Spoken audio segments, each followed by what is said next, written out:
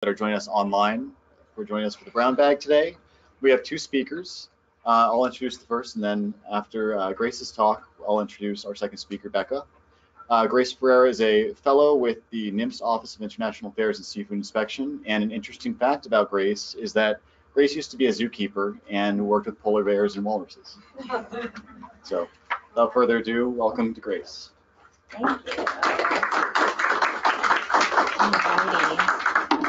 So let's see here. Let me make sure I can. Oh yeah. All right. So thank you, James, and thank you everyone for being here.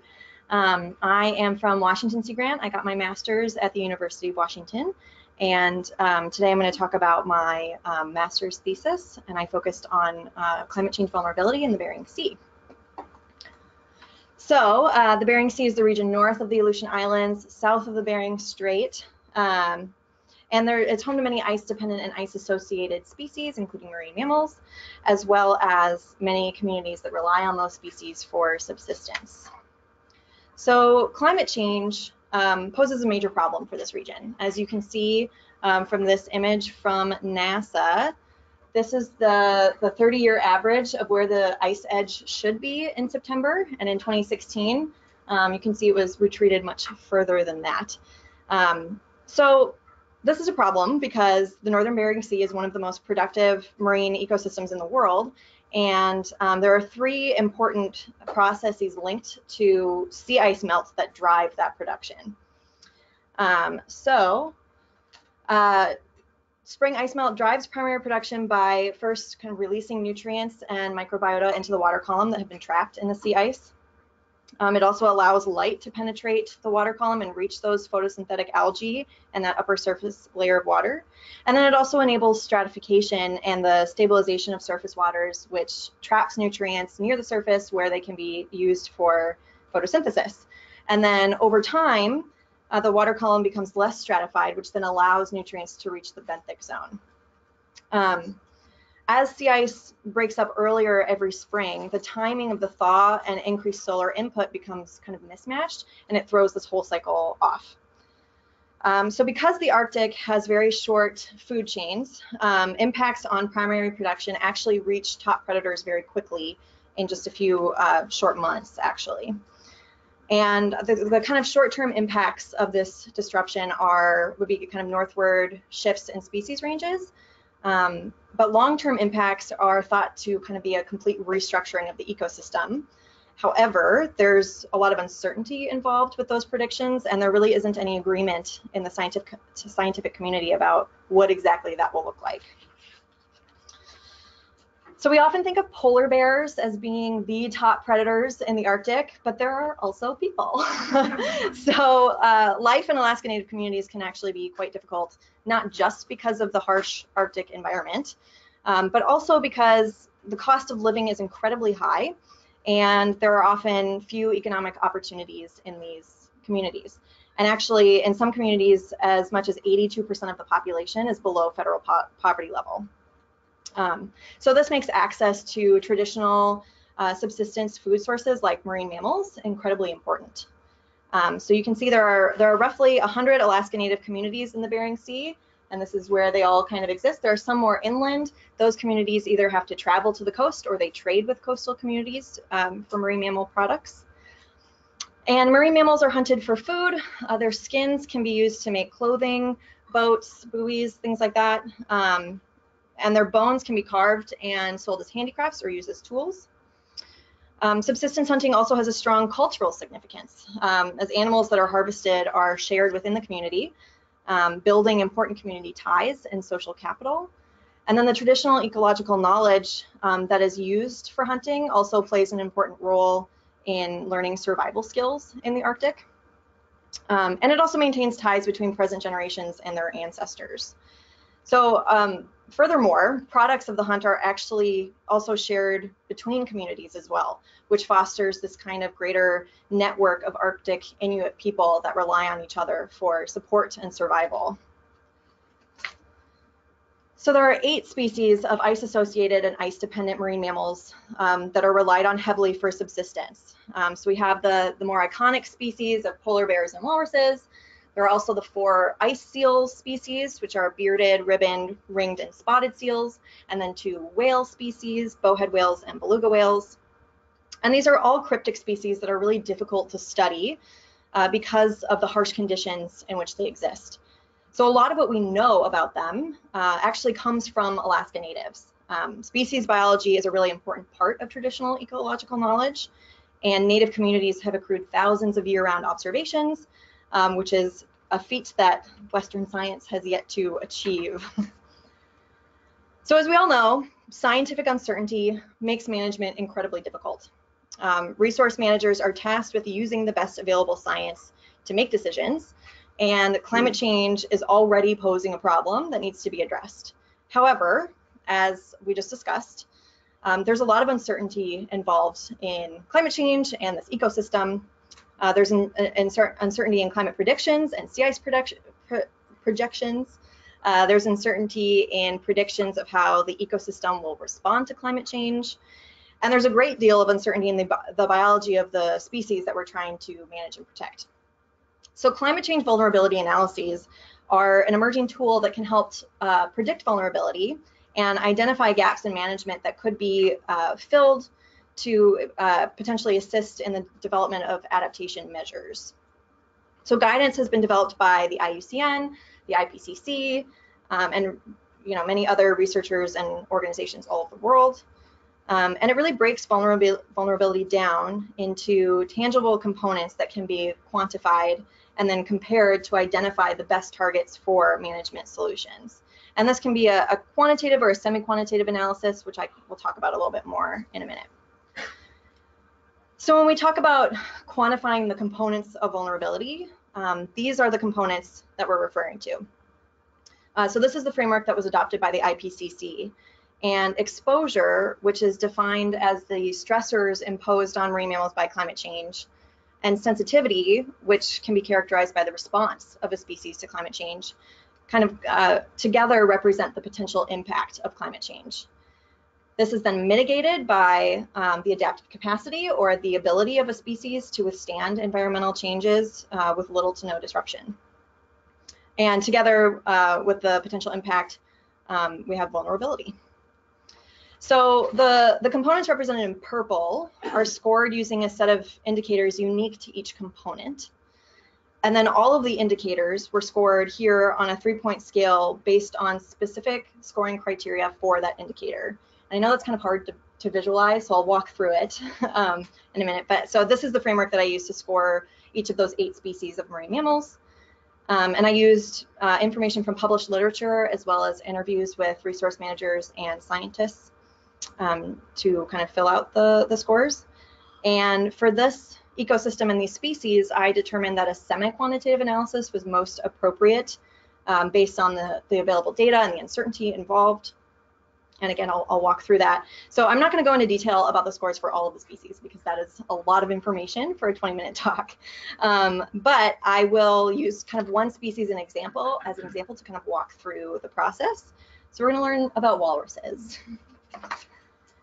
All right, so for exposure, some species occupy niches that are more exposed to the effects of climate change than others, even though they coexist in the same geographic region.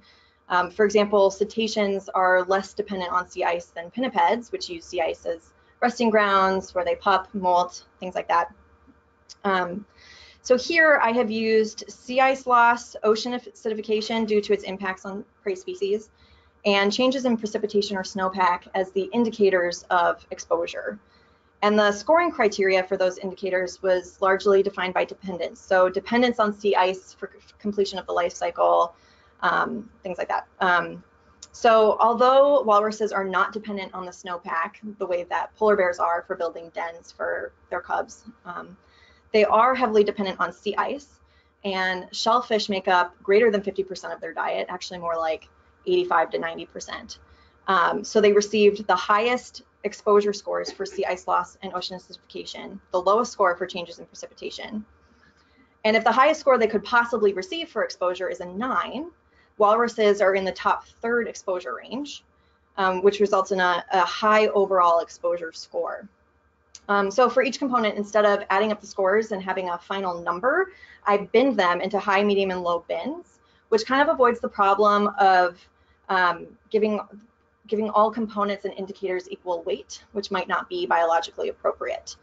So it incorporates kind of some uncertainty and some of the issue of weighting. So for sensitivity, I chose to score sensitivity using indicators that are generally characteristics that may show a change when faced with the pressures of climate change.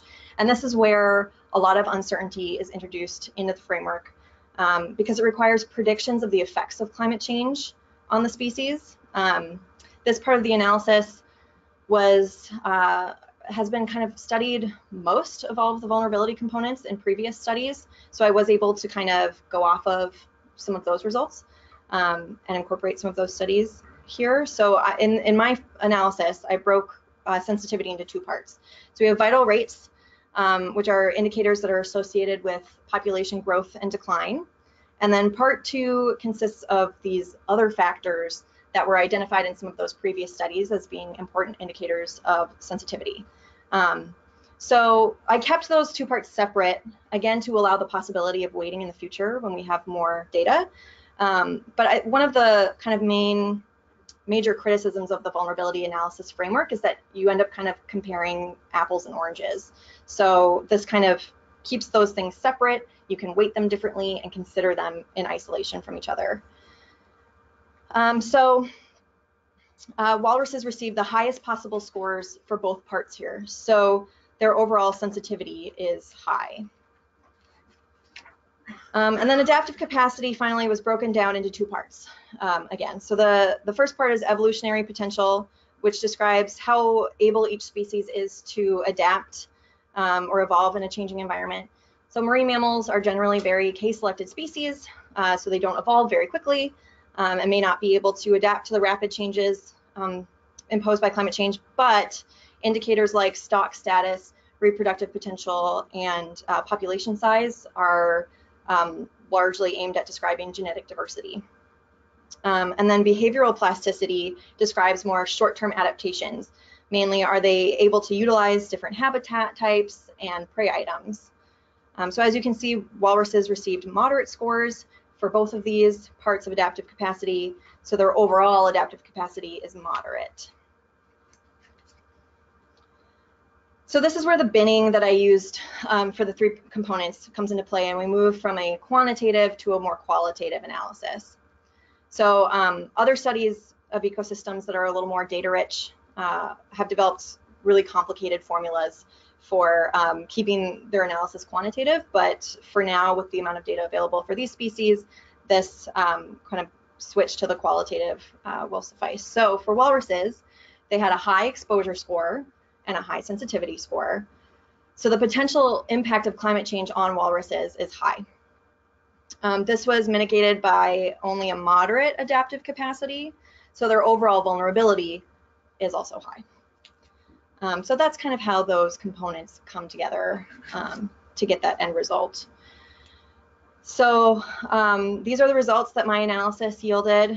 Of the 8 species, we have 3 highly vulnerable, 2 moderately vulnerable, and 2 are have a low vulnerability. And then beluga whales were actually 2 data deficient in pretty much all of their sensitivity indicators to complete the scoring process and reach a conclusion. So this is really meant to be an iterative process that should be repeated over time as to incorporate new data and observations and track how climate change is affecting each species and how the predictions that we're making are playing out. And the framework and analysis itself can also be fine-tuned over time.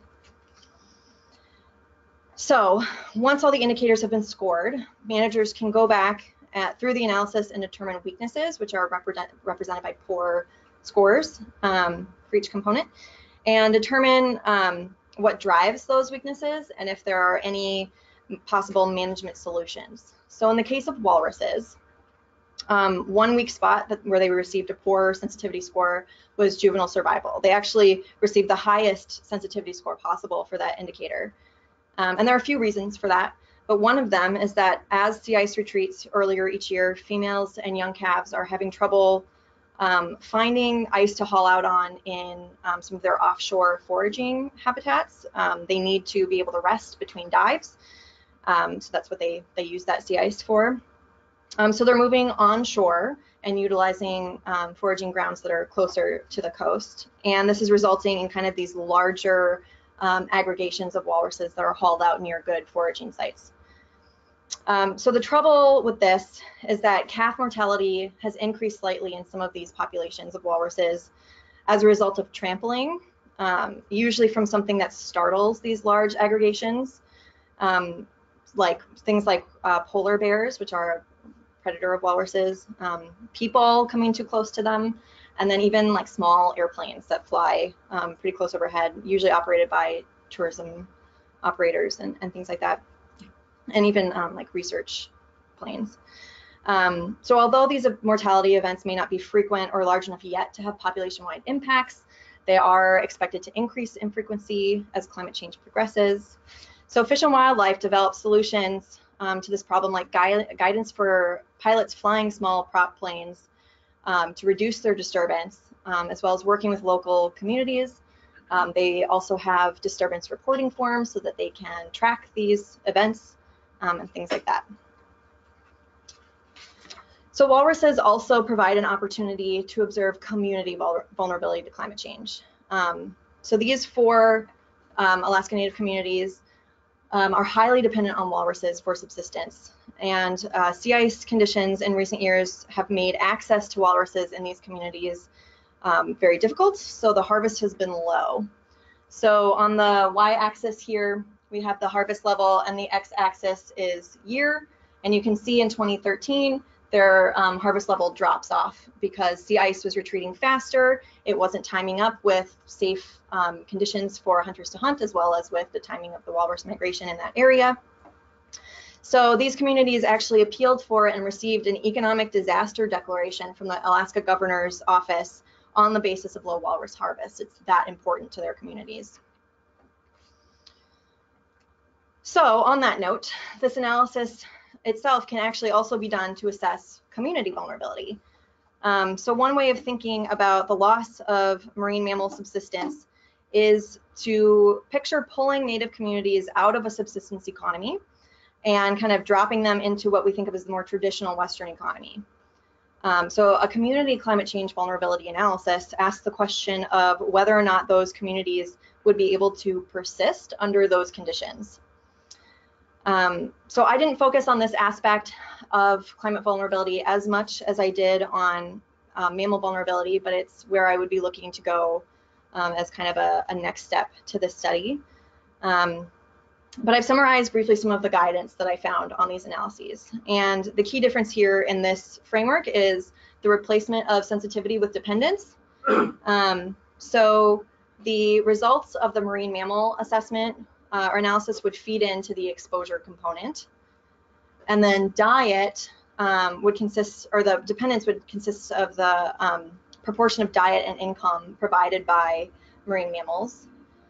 And adaptive capacity would require the development of another indicator-based analysis. And indicators of adaptive capacity for these communities would include things like education level, income and poverty, access to alternative sources of food and income, cost of living differential, and social capital, things like that. So it's important to note here that community involvement in interviews would be critical components of this analysis. They really couldn't be done without community involvement. So what did we learn from this experience? So this analysis can work for Arctic species, although more data and expert input in the form of more observations from native hunters as well as researchers would kind of increase the robustness of the analysis, improve the results, make it more accurate. But despite lack of data currently, this analysis can prove useful in identifying actions to assist vulnerable species as well as communities. So with that, I will take questions.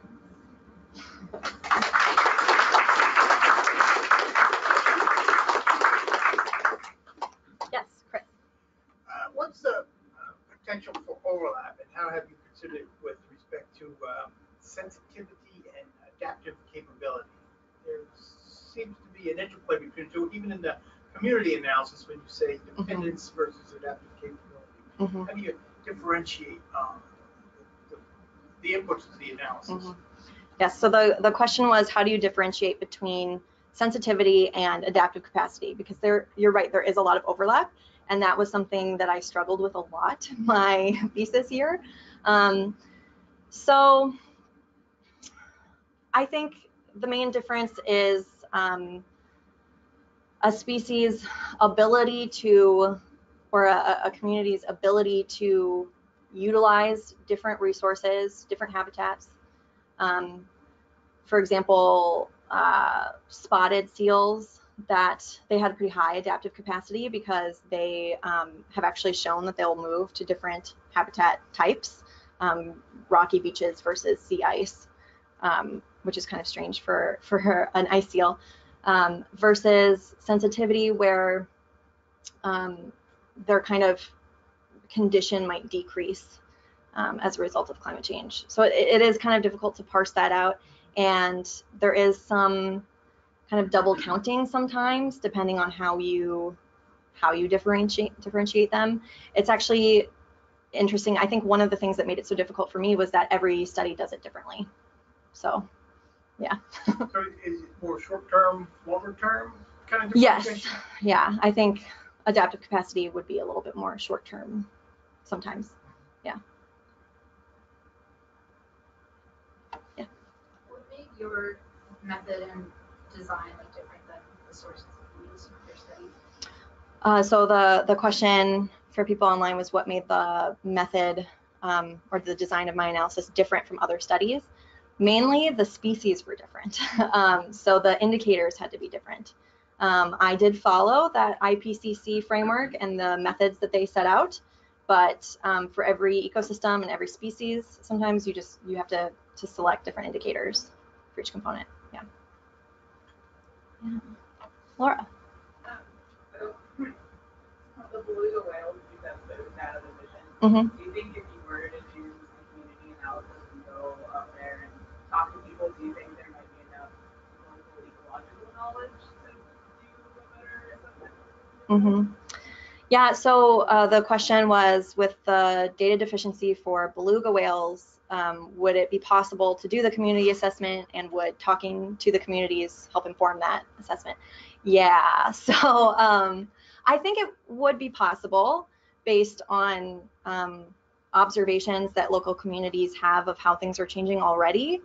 There are two schools of thought within the scientific community that aren't helpful. There's one that says that as sea ice retreats, beluga whales won't do so well, and some think that beluga whales will do great. So that's not helpful, but local communities have noticed changes, and part of that, their exposure has to do with access too. So sometimes the species is doing well, but access isn't great. For example, with walruses, the population itself hasn't declined so much that those 4 communities can't find them, but the sea ice conditions have changed so that they're not in the place that they need to be when the hunters can go hunt them. So it's a little different. Yeah. I have a couple questions on that. Sure. If it comes to a Western diet, what would that look like for a native population? Yes, that's a great question. So if these native communities had to move to a Western diet, what would that look like for them? So we actually already have some examples of that in the lower 48. Some of the Washington state tribes used to be sealers and whalers, and they no longer have access to those resources because their access wasn't built into the Marine Mammal Protection Act the way that it was for Alaska Natives.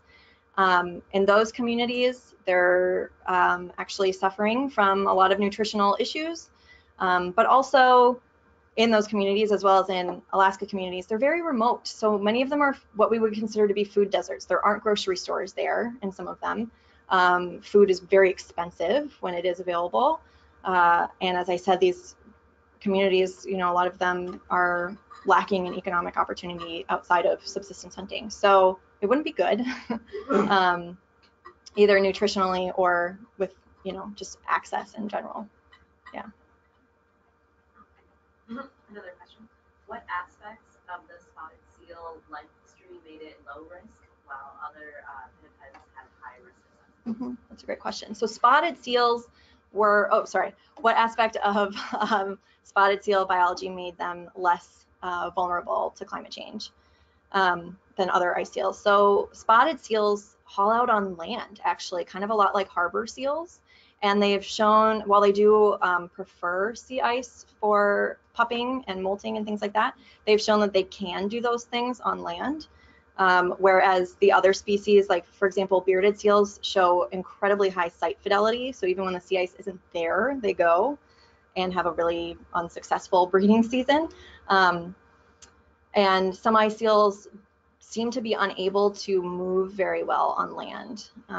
Ribbon seals, for example, show really poor body condition when they haul out on land. They get all scraped up and things like that. Yeah. Okay. Have you thought of including the increase in anthropogenic noise pollution due to increased shipping? Yes. So have I thought about incorporating increase in anthropogenic noise into the analysis? So yes, that would go into that would be kind of the third part of adaptive capacity, would be things that other stressors that are that reduce the resilience of these species. So that would be increased vessel traffic, fishing pressure, oil and gas development, stuff like that. So I didn't do that for this analysis yet because there are so many different predictions on how that will look.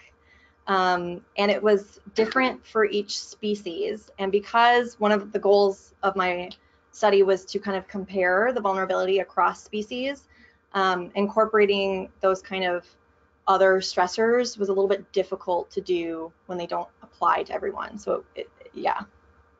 But yes, that would be like kind of the next step. Actually, a paper was just published on the impact of increased vessel traffic on Arctic, Pacific Arctic species. So, yeah.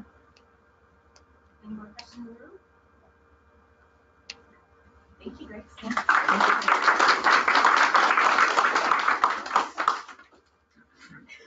Thank you, Grace, very much for sharing your thesis work with us. Our next fellow is Becca Sertner. She is an NOS